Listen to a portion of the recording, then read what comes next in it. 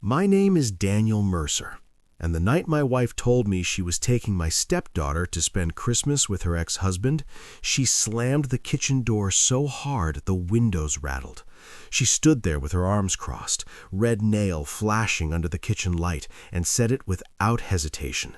"Sophie needs her real father. If you don't like it, you can divorce me." Her voice was calm, rehearsed, like she had been practicing the line all day. I didn't raise my voice. I didn't argue. I simply wiped the sawdust from my hands, pulled out the chair at the kitchen table, opened my old laptop, and accepted the overseas job transfer I had refused for years. It hadn't started with shouting. It started on a dull December Tuesday in Millbrook, Iowa. The roads were dusted with salt, the air sharp and gray, and everyone walked like they were bracing against more than just the cold. I had worked a long shift at the paper mill, stayed late fixing a machine that refused to shut up, and stopped at the store for milk and a rotisserie chicken. When I stepped into the house, it smelled like cinnamon and pine. A small artificial Christmas tree blinked in the corner of the living room. Sophie's doing. She was 10 and treated Christmas like it was her job. She came sliding down the hallway in her socks. "Daddy Dan, did you fix the dollhouse roof?" she asked, eyes shining. I lifted the wooden dollhouse I had been repairing in the basement for days. She leaned on the roof with both hands. "It didn't budge. I told Mom you would fix it," she said proudly. "You always fix things." I smiled, even though something inside me tightened. In the kitchen, my wife Laura stood stirring sauce on the stove. Her shoulders were tense. I had learned over the years that you could read her mood just by how high she held them. I mentioned the Christmas bonus and the bike Sophie wanted. Laura didn't look at me. She said, "We need to talk." Those words always land like a warning. She turned off the burner and faced me. Her makeup was still perfect from work. "I talked to Mark," she said. Mark, her ex-husband, the man who missed school events but always had excuses. She explained that he invited them to his cabin for Christmas, that Sophie needed time with her real father. I reminded her of our plans: church, dinner, family. She waved it away. "Those are habits, not plans. Sophie deserves a real Christmas, a cabin, a real tree, her real dad."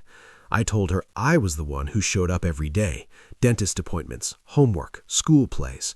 Laura's expression hardened. "You're her stepfather," she said flatly. "Don't make this about you." Something quiet broke in my chest. Not loudly, just enough to know it wouldn't go back the same way. That night, Sophie fell asleep beside me on the couch while we watched an old black-and-white Christmas movie. I carried her to bed, tucked her in, and stood there listening to her breathe. Downstairs, the house felt hollow. I sat at the kitchen table, opened the email from Singapore, and typed my acceptance. When I hit send, the sound felt heavier than it should have. Singapore was bright and overwhelming. The apartment was small, clean, and quiet. Too quiet.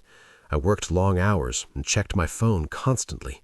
No messages from Laura. That didn't surprise me. What hurt was the silence from Sophie. I sent texts, I mailed gifts. Nothing came back.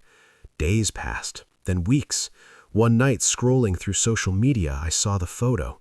Laura, Sophie, and Mark standing in front of a snow-covered cabin. Mark was wearing my old Christmas sweater. The green one, Sophie said. It looked happy. They looked like a perfect family, except Sophie wasn't really smiling. Her eyes looked distant, confused. 2 days later, a coworker hesitantly showed me something he found online, a divorce filing filed by Laura.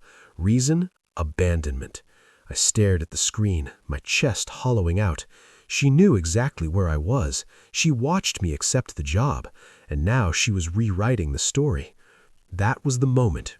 Guilt turned into clarity. I wasn't running away. I was being erased. I booked a flight home that night.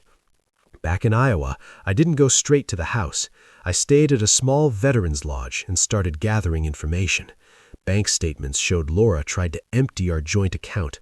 Neighbors repeated lies she had spread about me, leaving with another woman. The school counselor told me Sophie was confused and crying.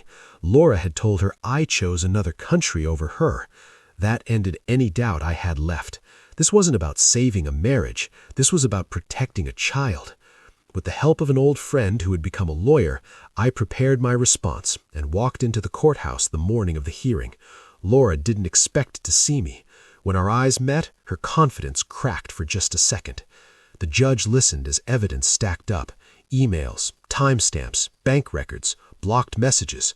The ruling went in my favor: temporary custody, financial review, guardian assignment. As the courtroom emptied, Sophie ran to me and wrapped her arms around my waist. "I knew you didn't leave me," she whispered. I couldn't speak. I just held her. Downstairs, the house felt different. Quiet, but peaceful. Sophie filled it with small sounds, humming, tapping pencils, whispering to the dollhouse I fixed. One night she crawled into bed beside me and held on like she was afraid I might disappear. "You're still here," she murmured. "Always," I said. Laura showed up days later, screaming on the porch, demanding everything back. Behind her sat Mark in his truck. He never got out. When he drove away without a word, something in her finally collapsed. Later that evening, I received an email from him, apologizing, admitting the lies, and saying something I never expected to read: "You're the only real father she's ever had."